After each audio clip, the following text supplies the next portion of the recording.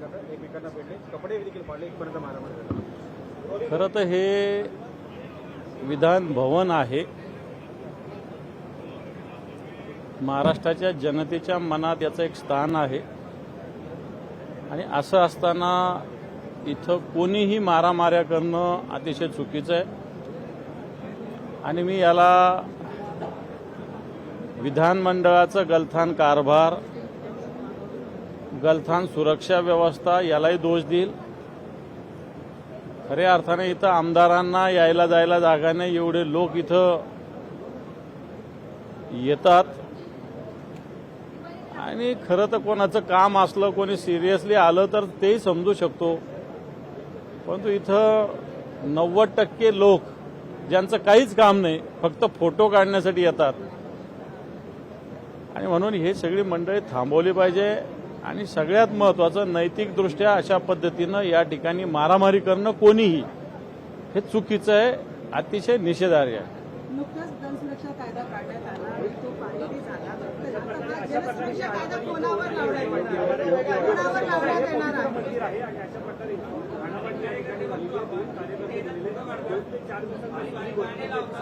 Social मीडियामध्ये असेल, माध्यमांमध्ये पाहायला मिळत होते आणि अशा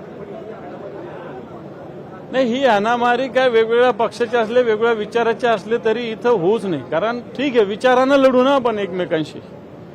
अंगावर हात उचलणं हे चुकीचं आहे. ज्यांनी कोणी उचललं असेल, जे कोणी त्याला प्रोत्साहन देत असेल, त्यांच्यावर त्वरित त्यांना अटक झाली पाहिजे, त्यांच्यावर कायदेशीर कारवाई झाली पाहिजे. कुठे आहे कायद्याचं राज्य असतं असं घडलंच नसतं. पडळकर आणि आव्हाड हे एकमेकांवरती शिव्या देताना दिसतात आहे आणि आज हाणामारी होताना हा जे दृश्य आहे आजचं पूर्णपणे फ्री स्टाईल झालं आणि शेवटचा दुसरा दिवस आहे. तर अशामध्ये काय? खरं तर विधानसभा, विधान परिषद सदस्यांनी सुद्धा एकमेकावर शिवीगाळ करणं हे मला असं वाटतं या ठिकाणी जाहीररित्या चुकीचं आहे आणि हाणामारी त्याच्यापेक्षाही मोठी चुकीची आहे. ज्यांनी कोणी हाणामारी केली, मी पुन्हा एकदा सांगतो की यांच्यावर रीतसर कायदेशीर कारवाई केली पाहिजे, त्यांना अटक केलं पाहिजे आणि त्यांना या विधान भवनाच्या परिसरात कधीही येऊ नये अशा प्रकारची बंदी घातली पाहिजे. तुम्हाला सुरक्षित वाटतं?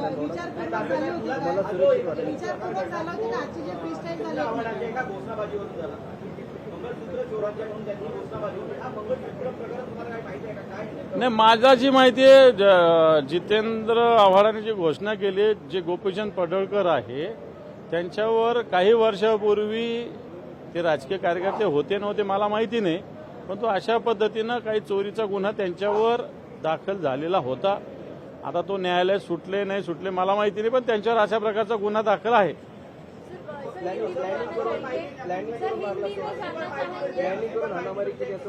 आरोपी जो मारहाण करणार आहे नितीन देशमुखांना, तो कडेगाव सांगलीचा आहे रहिवासी आणि मकोका अंतर्गत त्याच्यावरती गुन्हे पण दाखल आहे अशी माहिती आहे. मकोका अंतर्गत असल्यावर माणूस थोडी बाहेर असतो. गुन्हे कोणावर दाखल असेल त्याच्यावर कारवाई करावी. कोण नितीन देशमुख असेल नाही तर कोणी असेल, मी सांगितलं कोणी असो, व्यक्ती कोणत्याही पक्षाचा असो, कोणत्याही विचार असो, त्याच्यावर कारवाई व्हावी.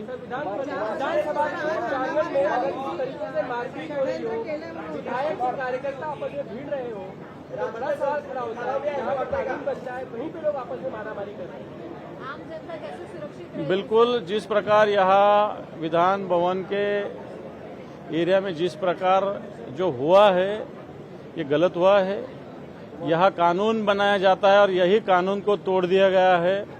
जिसने भी तोड़ा होगा, जिसने उसको ये इसमें सहभागी है, उन पे हर आदमी पे कानूनन कार्रवाई करनी होगी, करना पड़ेगी.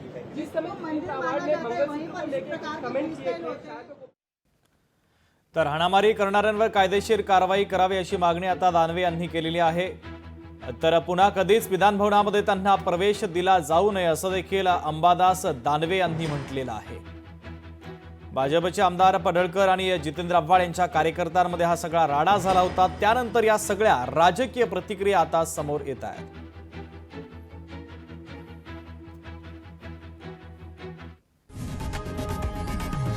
लोकशाही मराठी ऐका, पहा, जागरूक रहा.